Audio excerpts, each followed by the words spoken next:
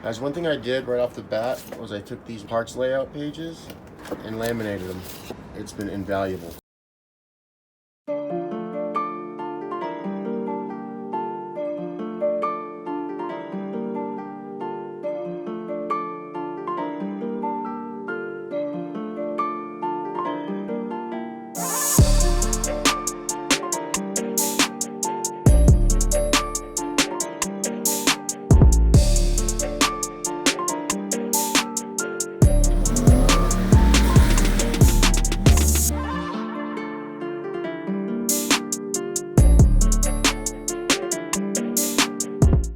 Alright, what's up guys? It's Finn with Treehouse Overland. Let's get right into it. Today we're going to do the dual rear swing out over the Coastal Offroad rear bumper on the first gen Sequoia. So the first step is to take care of these hinges. The steel is half inch and all the hardware is really high quality. So we're going to lay out all the parts and just slap these together.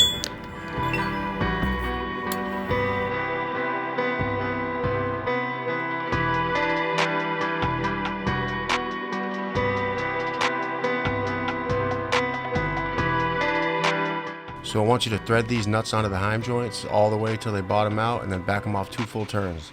This is so you have a little bit of wiggle room each way for some final adjustment at the end.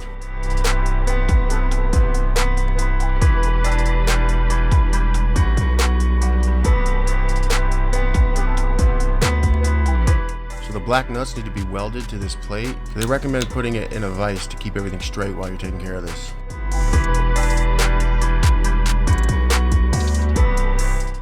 The first arm we're going to work on is the longer one, the tire swing out. We're going to have to trim it, but we won't know how much until we get it up there.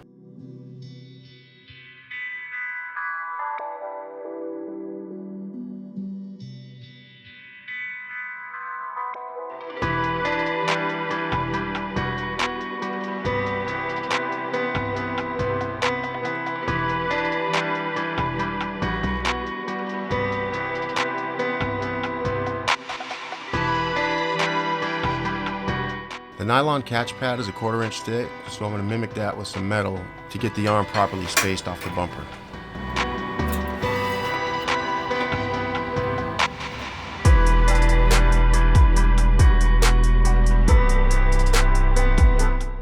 Now they want me to check it with a level, which is ultimately pointless because my driveway is so damn crooked. I could tell just by looking at it that I'd probably have to redo the arm, but I did want to get the hinge welded on regardless. I don't have anywhere that's level to test if this thing is level. Somebody told me once that a pad at a gas station is perfectly level, so I could go on the pad and figure out what on my truck is level, maybe the frame rail. But you know what, man? There's no other way that this can be welded. It's not like I can turn it this way or turn it up this way. I mean, it's there. It's flat against it. This is perfect height, so this is going on one way or the other.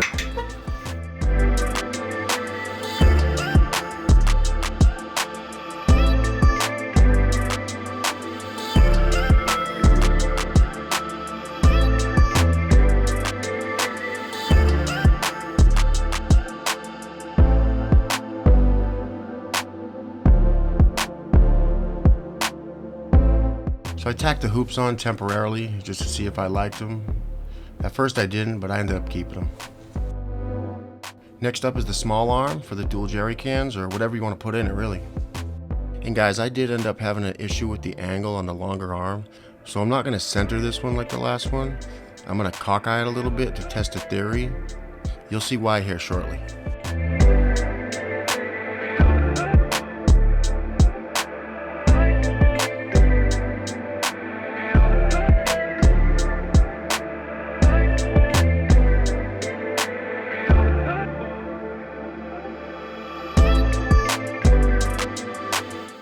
And it turned out pretty even.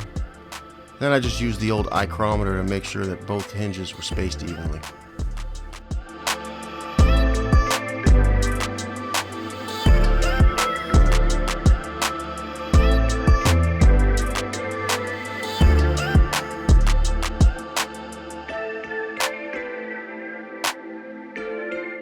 Now it's time to trim the long arm.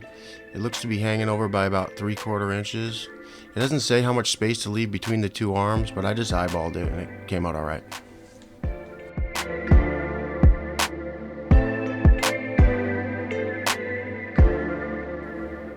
Alright, so it's trimmed up and it's straight, but here's where it gets weird. I'm not worried about the level right there because that can be adjusted. It's the looking down on it part. So the left one, the small one, is correct.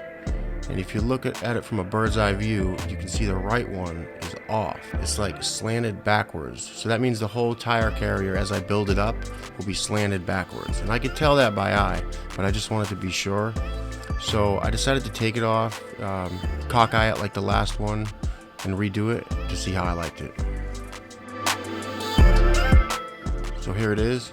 By some miracle, I got it right the first time. They're matching and I'm happy with it, so I finished welding it.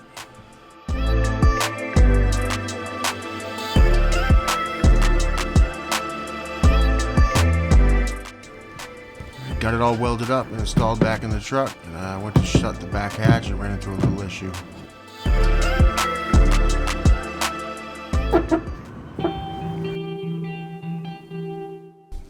Nothing a little grinding couldn't solve though.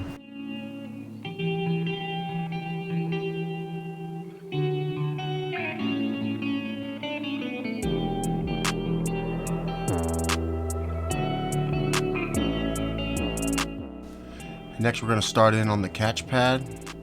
This is the piece right here. You cut it the long way and then use half of it.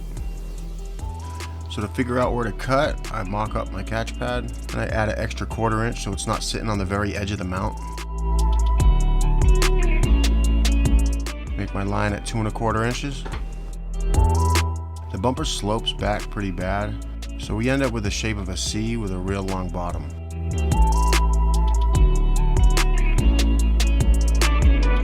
I tried a few different methods of measuring the bumper to create my second line on this thing, but it was just me and I didn't have enough hands, so I decided to just use all the meat that was available to me and then mock it up and see how close I was. This was the day I decided to get another grinder. I was sick of going back and forth between cutting wheels and grinding wheels. So here's the mock-up, and it ended up being slightly long on the bottom so that the bumper comes out flat and then it sloped up a bit. So I needed to grind some away. So I ended up taking a flat bar and just laying it across the top of the bumper. Then I just kept grinding the bottom of that mount until the bar sat across the tops of both evenly.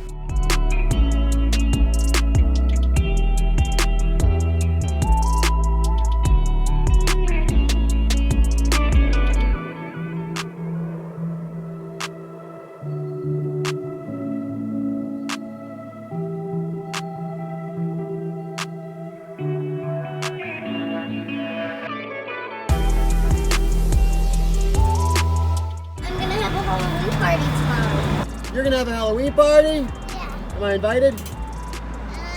Yeah. That didn't sound convincing. Instead of welding upside down, I'm just going to do all those types of welds once I get the bumper off. I ended up with quite a few low spots. I want a nice flat surface for this catch pad to sit on, so I laid down some more weld and gave it another grind.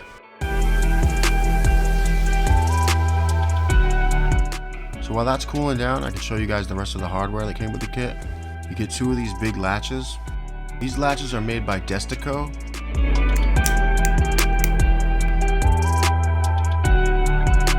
You also get a pull pin, 4 big bolts with washers and nuts, 3 wheel studs, not sure where the other one went, tons of smaller hardware, a smaller latch and a stainless steel hinge for the jerry can holder, and the hardware for the catch pad. Alright guys, pro tip, when you're trying to tighten these bolts, on the final push, it's gonna wanna turn this Hinge joint up, watch. Easy way to prevent that from happening is to find something small to fit in there. I'm using a 10mm Craftsman wrench, stick it right in there, and you can crank on that puppy. It's perfect spacing. Alright, next we gotta adjust the arms where they rest on the catch pad. As you can see here, this one's hitting. We need to raise that edge, and to do that, we're going to start with 1/2 turn on the top Hinge in a clockwise motion. See where that gets us. Alright, so that turned out good. Now let's do the same for the small arm. The instructions tell you make sure the rear face of the swing out sticks out further rearward than the rear face of the latch support block. So basically they want this to stick out further than this. They say this step is crucial. I thought I had it dialed in here, so I went ahead and marked my holes.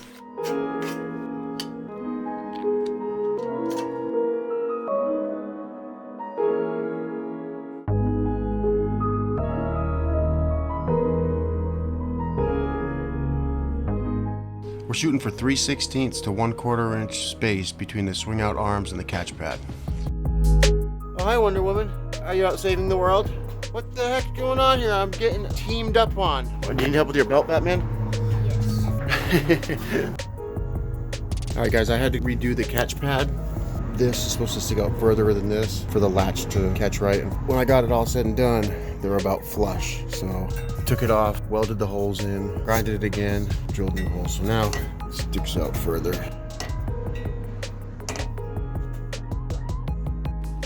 Alright, let's move on to assembling and installing the latches.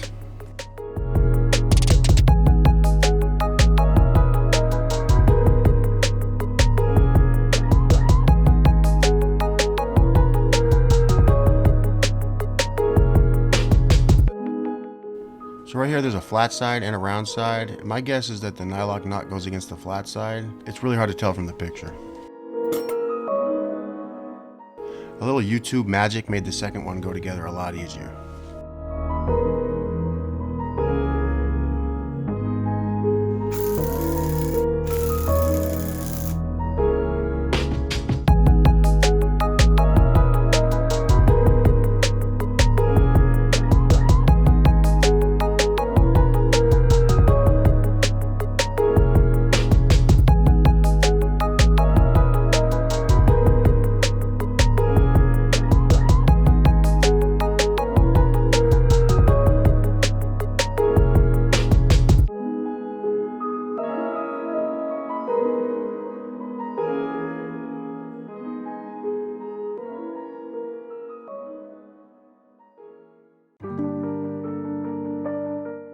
It was right around this time I realized I forgot to put the end caps on the arms.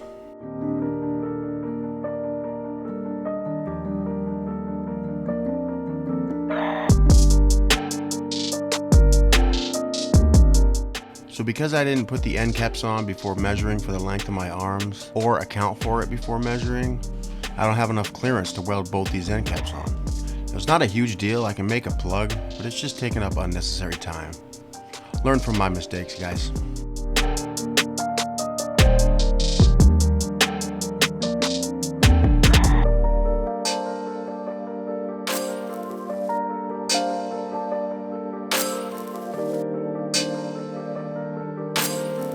Woo! It's hot.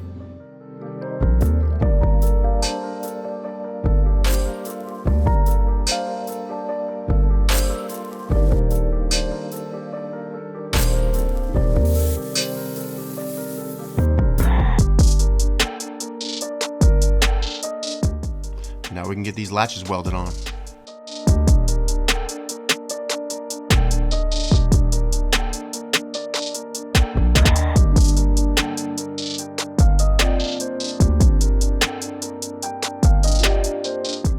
By now, I'm becoming a pro at getting these swing outs on and off, you guys.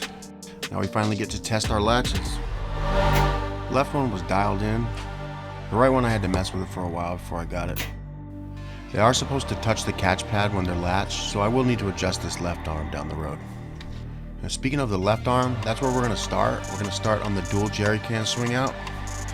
The first thing we're going to do is build this little housing around the nut. A nut house. We're building a nut house. Shout out all my crazy people.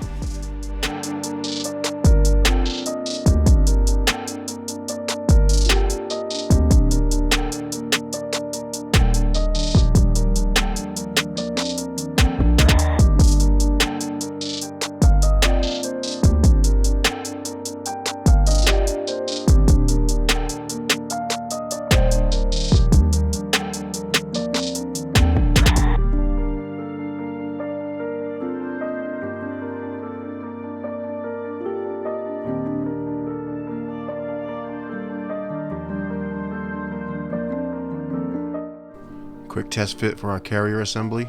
Make sure the holes line up.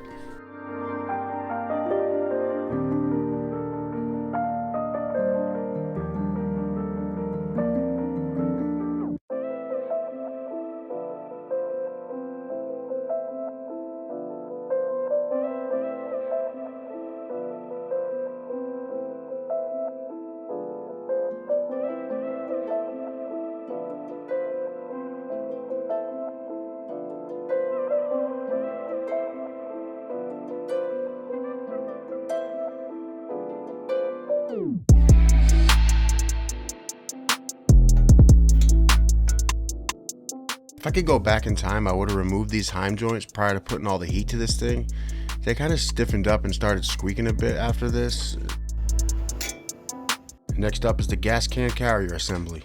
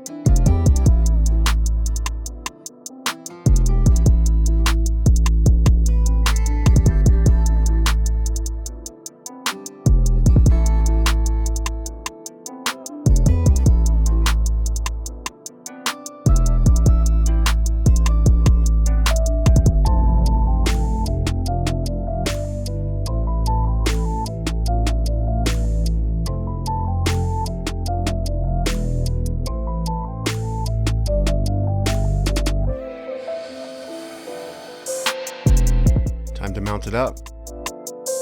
I did end up putting some small support welds on the insides of these corners.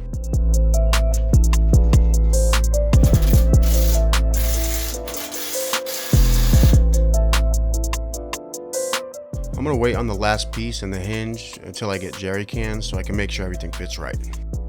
Alright guys, we're getting there. Moving on to the spare tire swing out. I'm running 33s right now, but I plan on moving up to 35s pretty soon. So I made a template of a 35-inch tire that I'm going to use to help me get this thing laid out.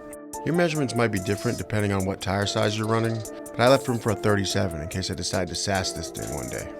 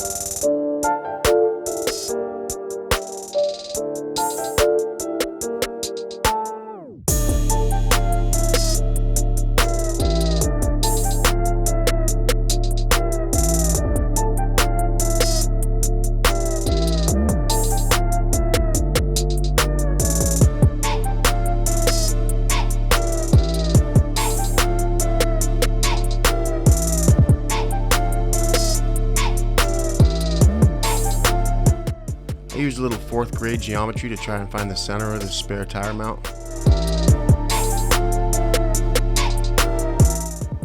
And then it was time to weld in the studs.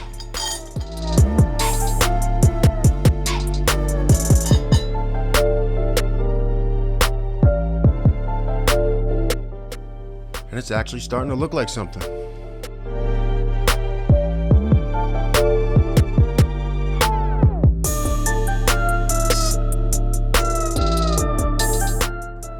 I had to build another nut house, this time for the tire swing outside. Basically the same as the other one. A lot of trimming and cutting was required on this one though.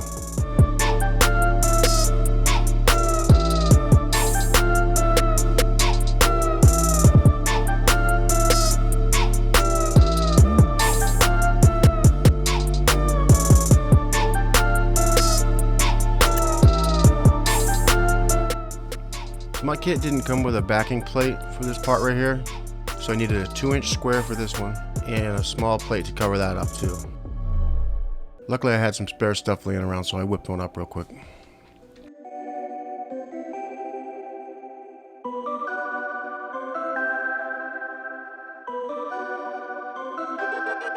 As far as I can see guys, this is all that's left.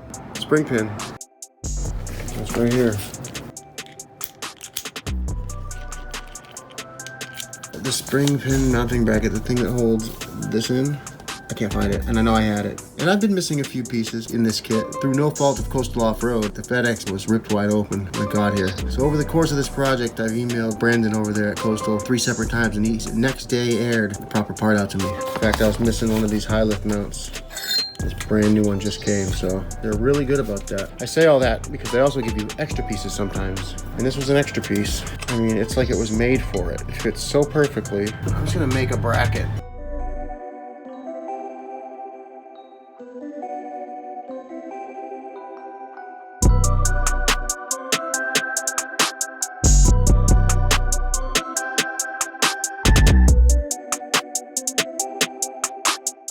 So with the tire swing out closed and latched, I'm going to mark where to drill my hole for the locking pin. And we'll try that again.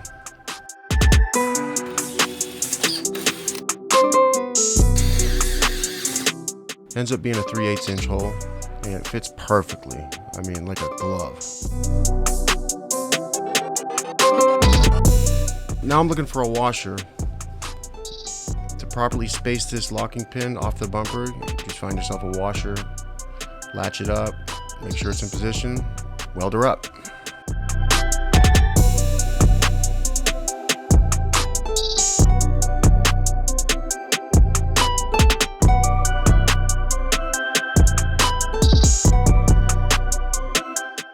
Alright, so it's day 9 or 10. I got a couple things left. I got the top strap cover for the jerry can holder, and then I got the high lift mounts to do. You can pretty much do these high lift mounts however you want. I started out by doing it this way, and it mounted up great. I rode around like that for a couple weeks, and then I got some 35s, and with the 35 mounted, the high lift jack did not fit there anymore. I'm going to leave this segment in just to show you guys how I did it, but I need to find a new way to do it now.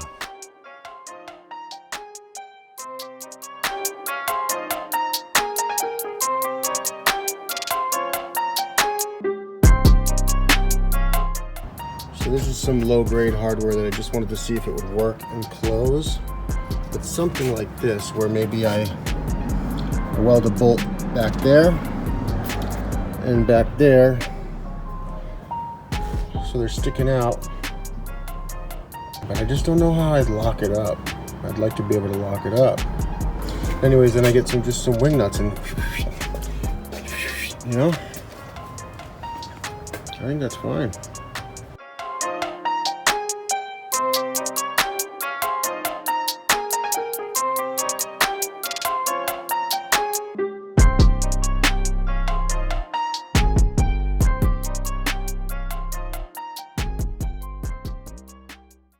Alright guys, that about wraps it up. There's still a few small things I need to do, but I'm taking a trip this weekend and I want to get this video over with. I want it out of my life. This has been the hardest one to make yet. Let me show you how it turned out.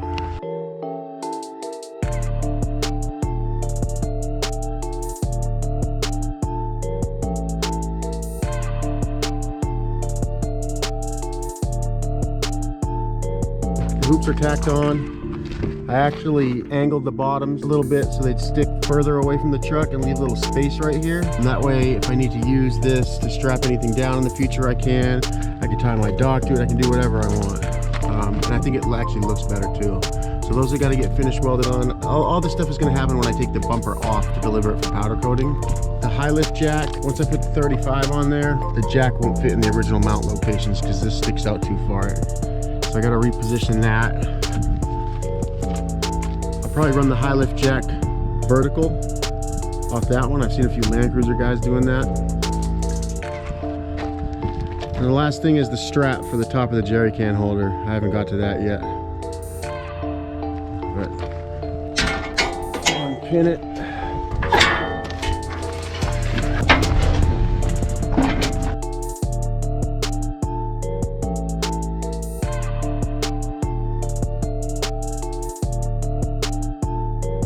Happy with it.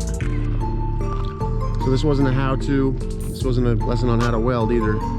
This was just in case you guys are considering buying this bumper, you know what you're getting yourselves into. It holds a 35, no problem. I got a full build video of the rig coming soon.